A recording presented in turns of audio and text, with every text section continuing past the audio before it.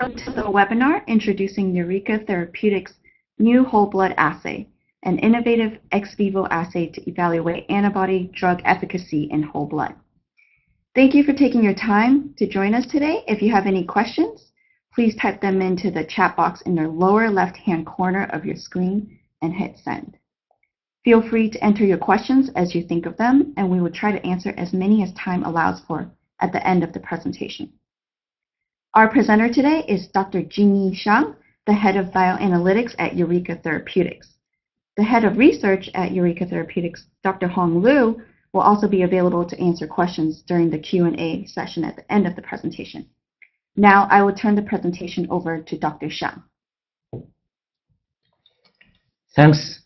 Hello, everyone. I'm very glad to introduce the novel assay in this webinar. The title is an innovative ex vivo assay to evaluate antibody drug efficacy in whole blood. Why we are interested in developing this assay, and what kind of questions this assay can address during the drug discovery process. So let me give you a very brief background introduction in a couple of slides. The figure here shows the structure of an antibody. There are two heavy chains and two light chains. Its structure can also be divided into two regions, Fab region and Fc region.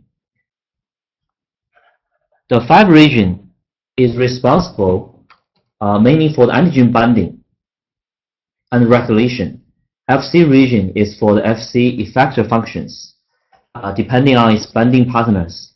For example, the ADCC through the Fc gamma receptor binding, CDC through the complement binding, and the half-life of the antibody affected by the human FcRn binding. And I also want to emphasize here the Fc effect function is affected by, for example, post-translational modification, especially glycosylation.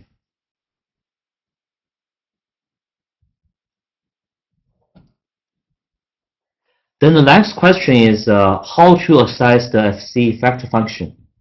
It has been over 2 decades since the approval of the first therapeutic monoclonal antibody drug, OKT3, along with more and more understanding of the MOA, the mechanism. The bioanalytics methods to study the antibodies also advance a lot. In this slide, I'd like to give you an overview of the current toolbox to assess the antibody Fc effect function. The first category is the basic biochemical characterization, such as the post-translational, like terminal amino acid cleavage, lysine invariance, etc. And glycosylation has gained more and more attention during the last 20 years. The second category is the binding assays towards Fc receptors, as well as complement. These assays can be done by traditional ELISA, SPR-like methods, as well as the flow cytometry-based methods. The third category is the biological activity assays, such as ADCC, CDC, as well as ADCP. The fourth category is in vivo animal study. All these tools play important roles in different areas of antibody drug development, such as the novel drug discovery, biosimilar development. They will provide useful information at a very early stage. For example, like drug lead screening, clone selection, process development. However, all these in vitro assays or animal study do not correlate well with the final clinical data. There are multiple reasons behind that. One important reason is that the effect of whole blood. For example, like traditional ADCC assay or CDC assay, usually they don't include the high level of the total IgG people will find in human being, or the cytokine.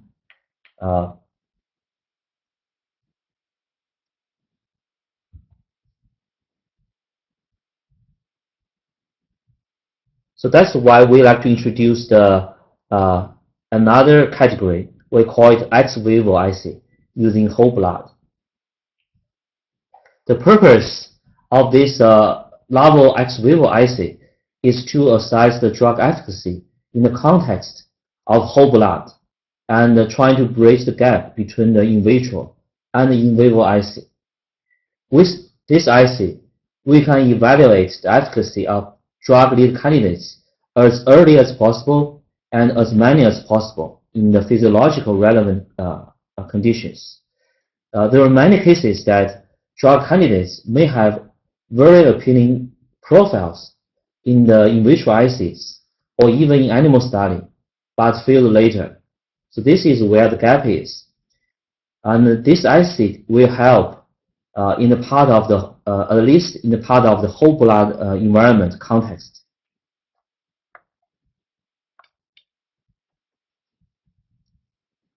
The whole blood assay idea is not a novel one. So here I call it so-called traditional whole blood assay. The traditional assay is usually flow-based methods. So it has its advantage and a disadvantage. The advantage is that this assay is a static assay that best mimics the in vivo microenvironment inside blood vessel. It includes all cytokine release and the depletion of cellular components in the whole blood. However, the disadvantage is very obvious. It's very time-consuming and low throughput. The samples have to be treated one by one, and it's very difficult to be adapted to a standard assay format using the established cancer cell lines for screening purpose, especially when you have primary cancer cells, because the sample is very precious, very limited amount. So, so how to deal with the enormous amount of the effect cell, especially red blood cell, is very challenging for the traditional whole blood assay.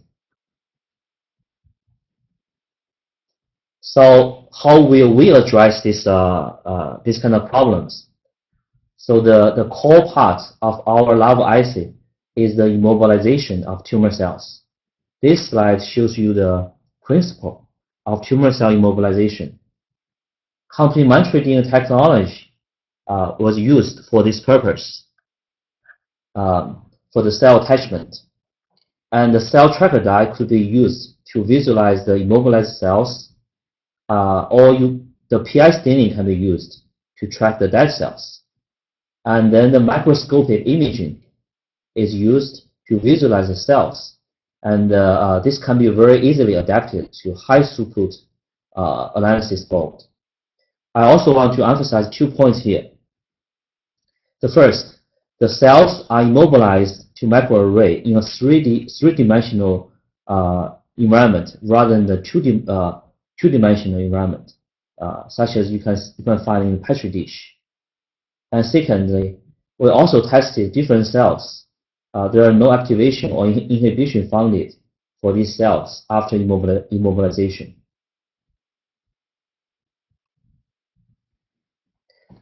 So here I'd like to give you some real pictures of the immobilization of these cancer cells.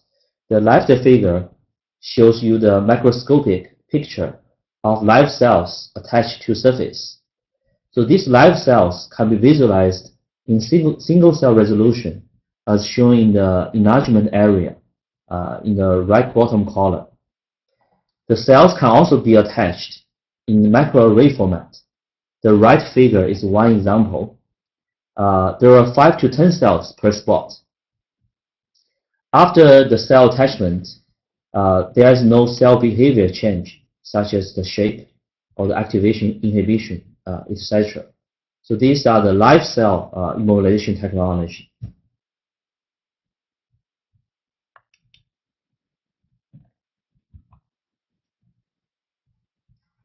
So here is the first example to use this kind of cell immobilization for CDC assay. This slide is not whole blood assay yet. This is just show you the how you can run a traditional CDC or ADCC assay using microarray using this microscopic imaging format. The setup is like traditional CDC. So here we use human serum complement, GK1 cell which overexpress CD20 antigen and Rituxan antibody. The green tracker dye shows the live tumor cells. Here is GK1. The red color is the PI staining, track the dead cells. The difference here is that rather than the common endpoint IC for CDC, such as animal blue or LDH release IC, now you can have direct visualization of cell killing in single cell resolution. It is also real time. You can read the slide like every hour or two.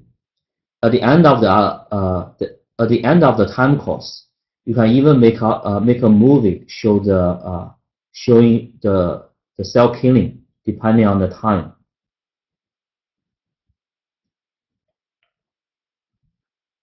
How about the human whole blood? So compared to the new readout for the ADC or CDC, the using human whole blood is the main interest of us, and the main interest to use this IC. Here is the one example. This slide shows the image of the cancer cell killing using fresh human whole blood. The target cell here is Raji, which overexpress CD20. The antibody will titrate the different concentration for Rituximab, and then the first row is the green tracker dye to follow the target cells. The second row is PI staining to track the dead cells. The third row is the merge picture, giving you an overview of the cell killing ratio.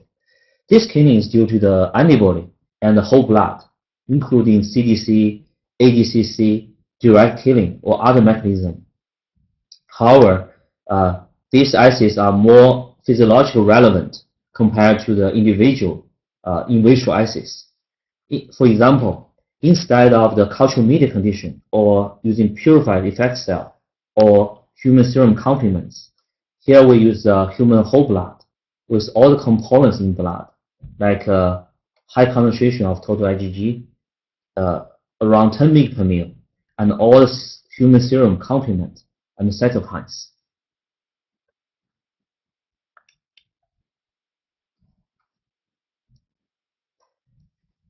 The figure here is the process plot of the previous slide. It shows you the percentage killing versus the antibody concentration used. ET901 is the active control, which is a fully human IgG1 isotype control. The dose dependence here show that around 0.25 to 0.5 microgram per ml concentration of antibody in the blood, the killing begin to approach the plateau. So this is a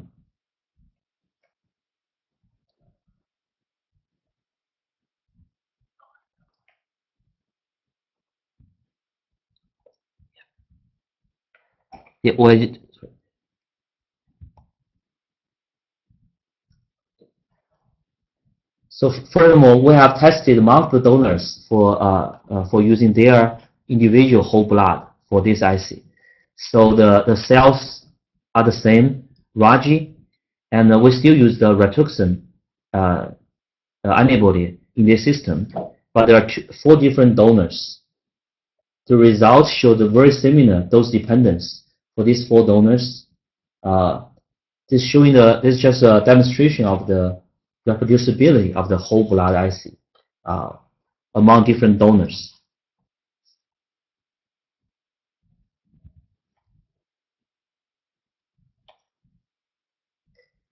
So this is another slice of the data using different target cells. We use GK1 cells rather than the Raji cells to test the whole blood ICs. It still shows you the live GK1 cells and the PI staining showing you the cell killing after different doses of Rituxan used.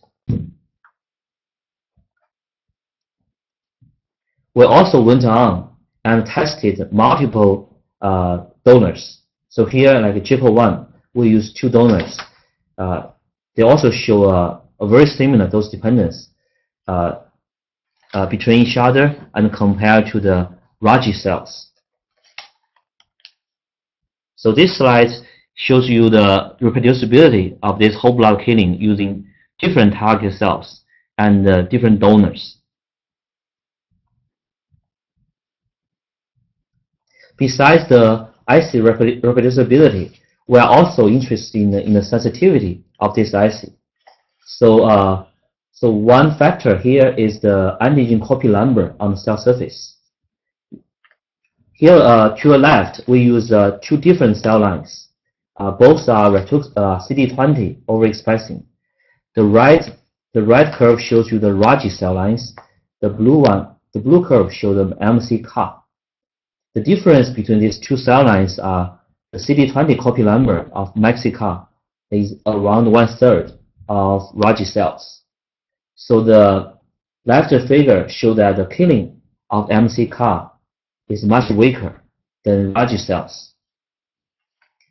And in parallel, we also did ADCC assay. It's a traditional way to do ADCC. We use the PBMC from the same donor, purified from same donor, and it also shows a very similar trend. So the killing of the Raji cells is stronger than MC-CAR. So from these 2 figures, at least we can draw a conclusion that ADCC is a very important part of the toxin killing in the whole blood IC.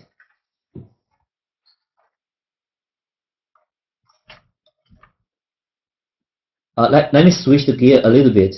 I also want to show you another application of this assay.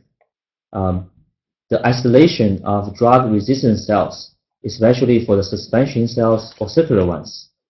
The target cell here is GPO1 cells, and the antibody used is the Rituxan. The red curve shows the whole blood cell killing of the parental GPO1 cells. The blue one shows the after 1 round of killing, the remaining live cells were cultured and recovered and tested for the whole blood cell killing again. So as you can see, just after 1 round of the cell killing, we can already isolate very antibody resistant GPO1 cells compared to the parental cell line. So this is very important for the study of the mechanism of drug-resistant cancer cells. Another application of this assay is the ranking of the drug efficacy within the whole blood environment. So here this slide show you one example of a novel drug screening. For example, you have multiple drug candidates.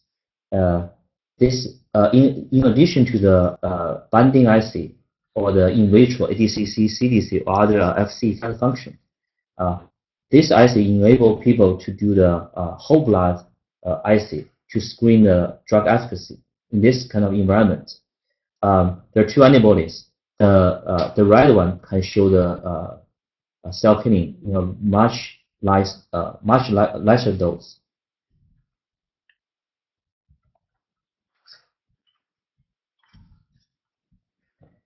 The third, another application I want to show you is the primary cell killing in the whole blood assay. So all the slides before just show you is using the established cancer cell lines. So here, in our IC platform, we can also use the primary cells. This is one example. The cells here is the primary BCL cells. The antibody is alemtuzumab, which is also known as CAMPAS. So this the figure here, just like the previous slide, show you the green shows you the target primary cells. The right, the second row, show the PI staining of the dead cells, and the merged show the cell killing ratios.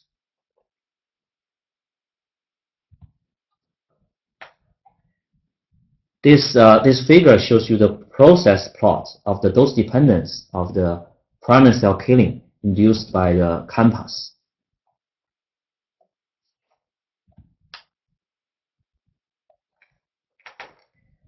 So in summary of the different ICs or different application we can use for this ex vivo IC, the key applications of this novel IC is to do the comprehensive assessment of total antibody-mediated cytotoxicity via multiple mechanisms. This will include ADCC, CDC, and direct killing in a physiological relevant condition rather than the in vitro conditions. And it also can be used for the identification and the recovery of the cytotoxicity resistant cells for the resistance studies. The main advantages of this assay is that it can enable people to determine the cytotoxicity in an in vivo physiological relevant condition.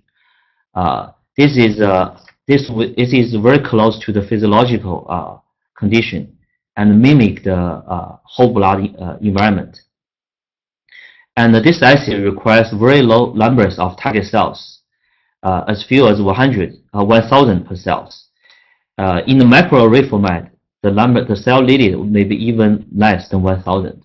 And we believe this assay is ideal for the rare and precious samples, such as primary patient cells. And this assay can visualize target cell killing among the mixed cell populations. I also want to emphasize that during this IC platform, we don't need to worry about the effect cells or the huge amount of the red blood cells of the human whole blood. So there's no need to lyse the red blood cells. This is the beauty of one beauty of this IC. And this IC can also recover the drug-resistant cells easily and efficiently. And it's a precise quantitatively measurement of cell killing in a single cell resolution and real time.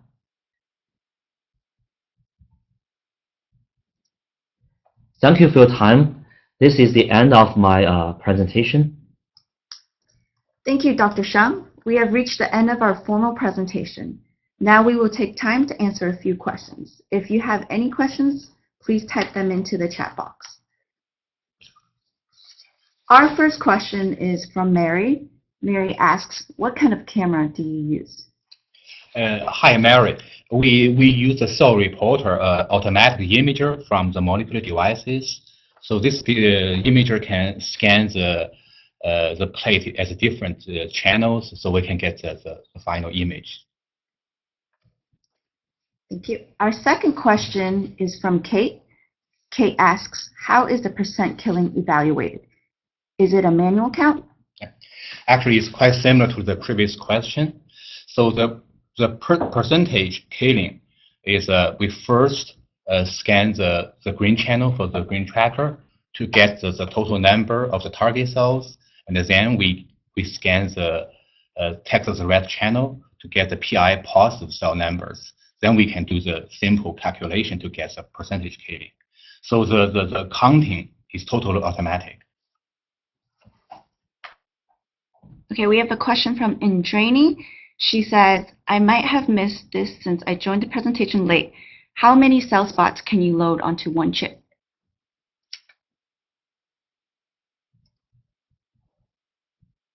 So let me give the so this question about the high throughput mode of our ICs. So let me give you a big picture. So for this IC, we already incorporated into like 96 well format or 384 format. For the how many spots on the one chip, it will depend on the density, like how you print the DNA strands. So actually, we have a different format that depend on the request from the customers. So we can design the different format. So that's depend. Yeah. Okay, we have a question from Samantha. Samantha says, I am impressed by your good reproducibility of your whole blood assay using whole blood from different donors. What kind of variation among these donors? As you can see from the previous slides, the general trend of the dose dependency is very similar, but however the EC50 is a little bit different. So this difference reflects the certain donor difference. For example, like the Fc gamma receptor 3A, which may be relevant, which has different phenotypes among different donors. But we know that ATCC is only part of the whole blood killing mechanism. So the general trend is very similar. The minor difference can reflect some donor difference. So this gives us some even more hints about what's the different donors' response for same drug. Okay, next question. Jessica asks, the isolation of drug-resistant cells are very interesting. Is it possible to apply this methodology to personalized medicine using antibody drug? How about small molecule drug use in your platform? Thank you. This is it's a very great question. So actually, this assay is a very good platform to do the future personal medicine. It is also not just limited to the antibody drug. You can use the small molecule for that too. For example, for certain cancer patients, you can isolate their primary cancer cells and use their own blood to see the drug killing in their own immune system or in their own blood environment. So this will avoid like a lot of side effects of the chemotherapy or the drug treatment of the cancer patients before you really apply the drug to the patients. Okay. Indrani asks, have you tried ADCP with fluorescent bacteria or anything like that? Sorry, so far we have not tested the bacteria in this assay yet. Bing asks, how are the derived EC50 compared with those of other in vitro assays and clinical exposure in literatures? Yeah, so far we have compared with some published data. So our EC50 is not identical to the published one, but quite close. Okay. Neil asks, there are various cancer cell lines as well as individual primary cells. If I am interested in certain cancer cell line or like to use our own primary cells, are you providing this assay as a service? If it is a service, how would it work? Yes, we provide this assay as a service. So if you are really interested, please contact us by phone or by telephone or email. So the general study, the general turnaround is that if you have some cancer cell line or primary cells we haven't tested before, we will do a quick pilot study to see the cell immunization of your interested cells. Then we can design or customize the whole blood killing to your interest. Okay. That is all the questions we have. Thank you, Dr. Sheng and Dr. Liu. If you have any additional questions, please email them over to admin@eurekainc.com. So this will conclude the webinar. Thank you for your participation today, and I hope everyone has a good day.